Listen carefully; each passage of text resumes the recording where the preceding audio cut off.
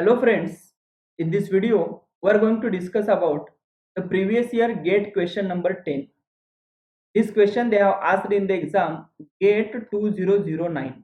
GATE 2009. Let us read the question.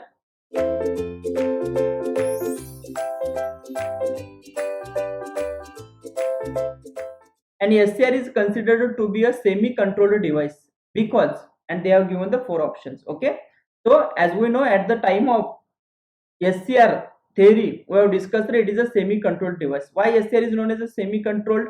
Yes, recall the types of the device. Okay, we are having the uncontrolled, fully controlled, and semi-controlled. Yes, SCR is a semi-controlled because it can be turned on. It can be turned on by applying the gate signal, right? By applying the gate signal. Okay, but if we remove the gate signal, it will not turn off. But if IG is removed, IG is removed means what? IG is equal to 0 if we reduce the IG to be 0. Okay, so if IG is removed, SCR will not turn off. SCR will not turn off.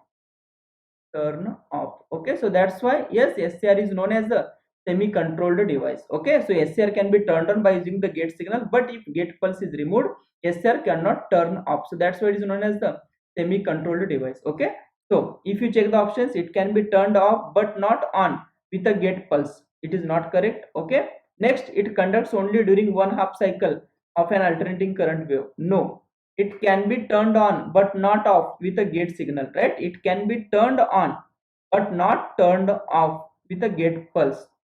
That is the correct reason. Okay, it can be turned on only during one half cycle. No. Okay, so if you check the four options, the correct option is option C. Okay, so this is about the previous year GATE question number 10.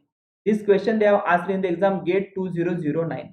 Okay, in the next video we are going to discuss about the previous year GATE question number 11. Thank you.